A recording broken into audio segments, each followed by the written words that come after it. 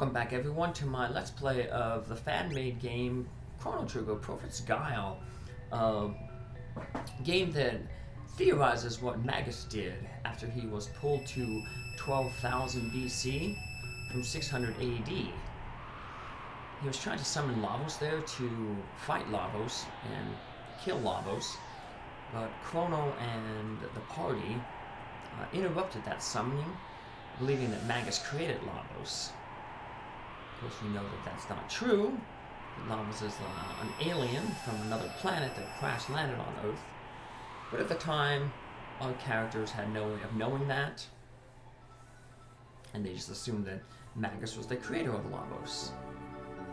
But what Magus really was he was the former Prince of Zeal, this magical kingdom.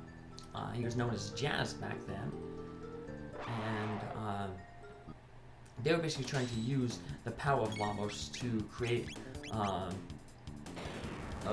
super advanced society where people would be immortal. But in fiddling with Lavos and messing with him, unfortunately, Janus was thrown in a time gate and found himself in 600 AD and took on the name Magus. Was plotting his revenge on Lavos ever since. Well, now he's back in his own home time period, and he's going to use the knowledge of the future to try to integrate himself into the Queen's good graces and basically see if he could stop Lavos back in this time. Now, he started to get in the Queen's good graces in the last episode by letting her know that the gurus had secret rooms where they were hiding knowledge and potentially plotting against her.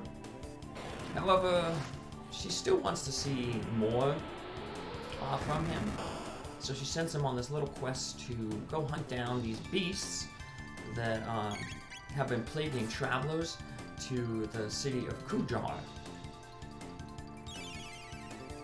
That's where we find ourselves in this episode right here.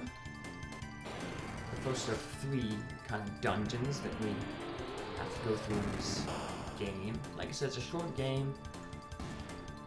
I mean, that consists of, like I said, there's three little dungeons. And in each of those three dungeons, there will be these old coins. It's like a secret treasure, and if you find all three of them, you get a special, you get to go to the developer's room at the ending, so you get a little special scene afterwards. So I will, of course, be showing off how to get all of those coins. Now, there's no reason to really fight enemies here, because mainly a lot of the enemies, as you notice, you're not gaining tech points. We will learn one new technique, but that is unlocked through the story. And levels don't really matter too much. Even at the base level here, you're more than powerful enough to defeat all the enemies that you encounter. The key to defeating the enemies isn't levels and hit points and stuff like that. It's basically knowing the enemy's weaknesses.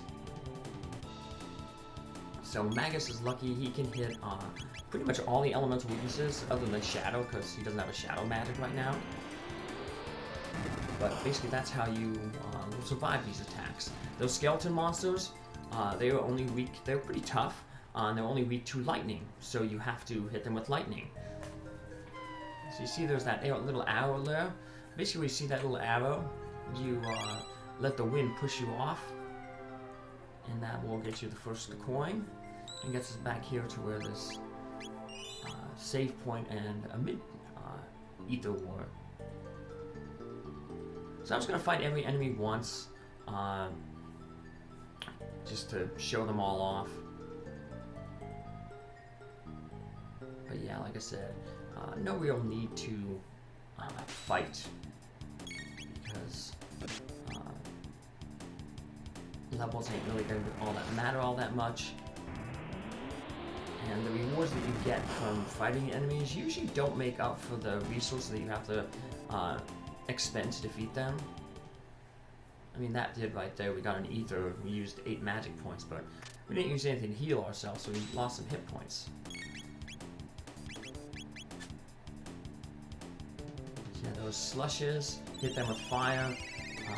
The disgust, those ghost type enemies, hit them with fire as well. Planesbound, hit them with lightning. The ghosts will absorb lightning and ice. The skeletons will take very little damage from fire and ice. And they also don't take too much damage from your physical attack. Magus' physical attack usually does about half the damage that an elemental spell does. So like I say, you're mainly going to be relying on Magus' spells to take you through these battles. And we're going to head back over to where that arrow was that we told us where to fall down the ledge to get that obelisk coin. Gotta be really careful when you're going to get that coin, because if you go just a little bit over to the right, you'll trigger the boss area. So, yep, there's the boss right here, this beast enemy. And he's pretty easy. He has no elemental weaknesses, but at the same time too, he doesn't absorb any elements. So it doesn't matter what magic spell you hit him with, he'll take about 325 damage. So I'll just show that off, hit him with one of every type.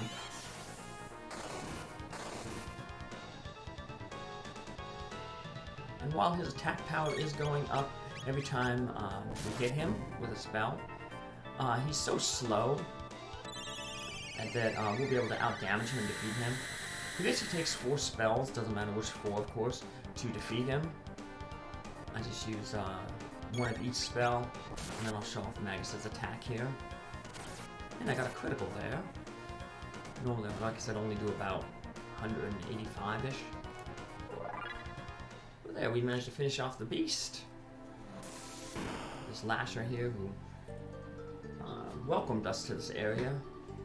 He was watching us just to make sure that if anything bad happened, he was there to help us out, but as you saw, we didn't need his help at all. Queen Zeal will continue to need our help, and she'll be sending us off on more journeys.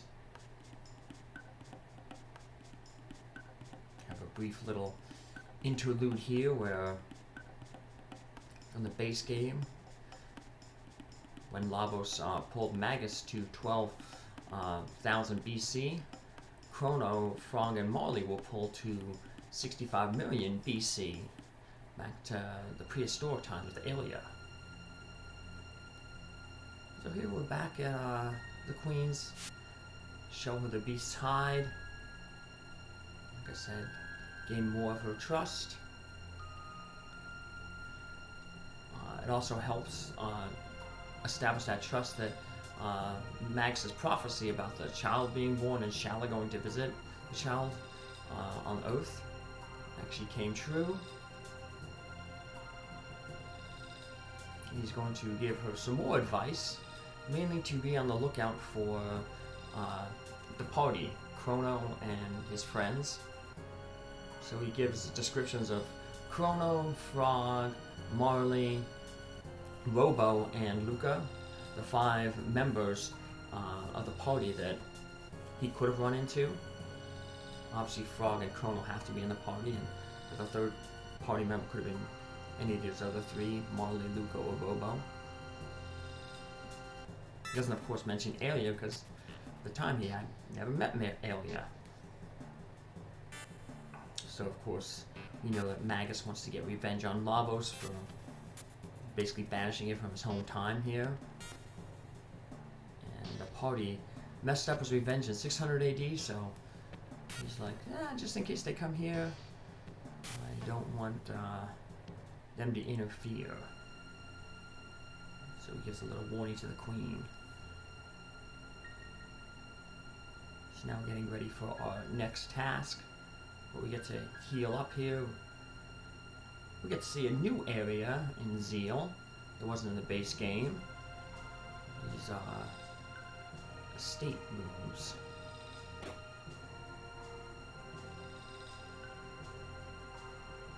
Let's head on in.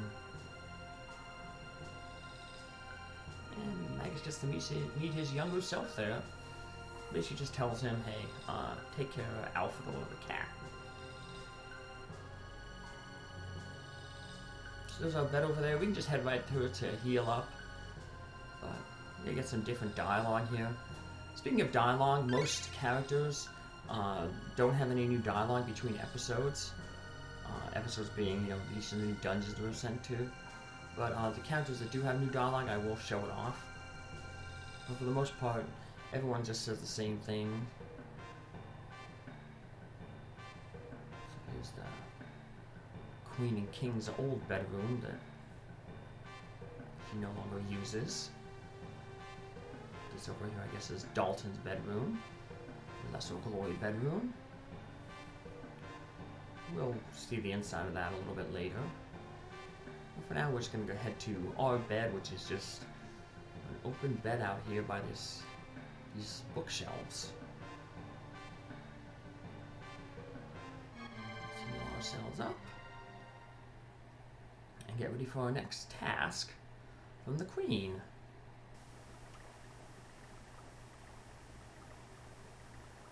Let's get a little flashback here, imagining what happened when Magus with his lieutenants there, Ozzy, the green guy, Slash, the blue guy, and Flea, the magician there with the red hair. And here's Magus is telling those three about Lavos, and basically putting a spin on it that, hey, Lavos, if we summon Lavos, we can use Lavos to defeat the humans who have been oppressing the mystics, who are like monsters. Now, of course, Magus really doesn't care about the monsters. We learn that he's basically just using them to further his goal of getting revenge on Lavos. So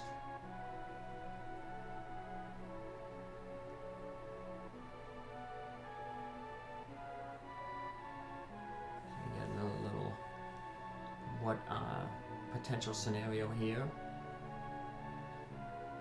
Get more interactions of Janice and his older sister Shala. Like I said, because it's a fan game, this is all just speculation, what people think may have happened. I wonder if Square will ever release anything like that to fill in the holes. I heard they may be doing a remake of Chrono Trigger, so maybe they will add stuff like that to, like I said, fill in gaps. Sometimes fan outcry can force a company to maybe revive an old property.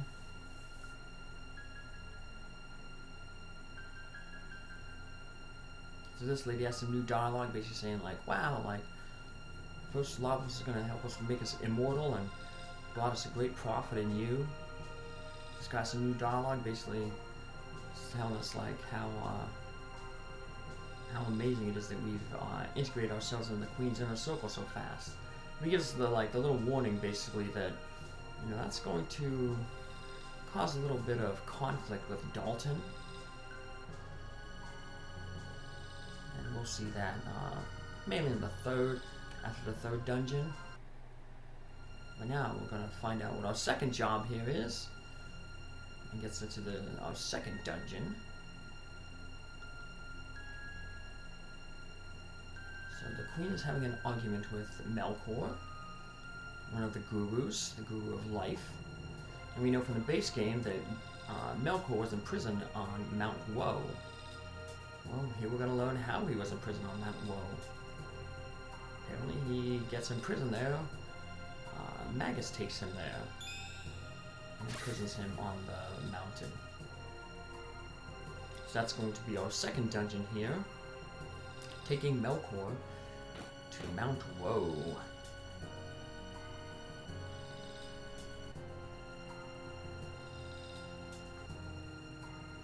Game guys is here. Oh, end up in the lesser bedroom, the Dolphin's bedroom. We get some treasure.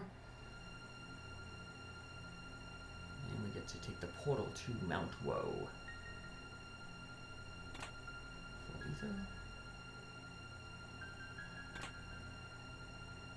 Never thought I'd see old man Melkor. Well, comes back and you guys are still So here we're back in Dalton's room. We got a quick save here. I have a little bit of time, so I'm actually going to go into Mount Woe. And the god gives you a little bit of a good clue there. He basically says, like, hey, stay ahead of Melkor.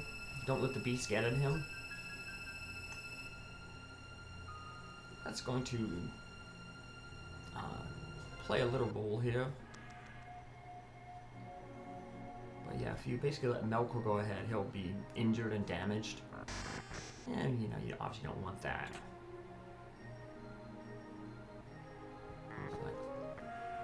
Get over here.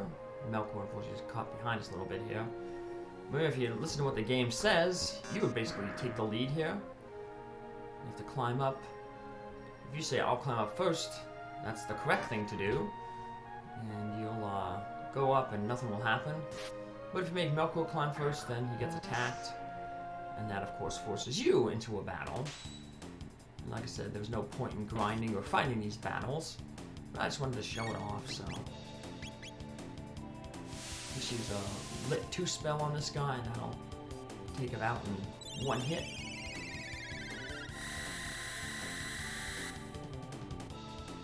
And I'll show off what happens if you don't, at the end, if you just climb up yourself. I'll show that little section off. So yeah, after the first time, then you're gonna be smart and climb up first. Which is basically what happens if you decide to climb first in the first place. Let's head back here. Go around. And there's a hidden cave down here. You see that little rectangle? Yep, that takes us to our second obelisk coin. And here I'll take you to the second choice that we have here, where we climb up first.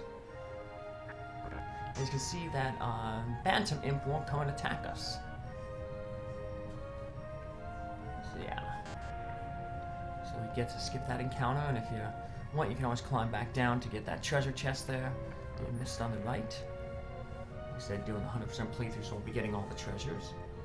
And we'll pick up at that coin scene in the next episode. Take care, have a good one, thanks for following along. Bye.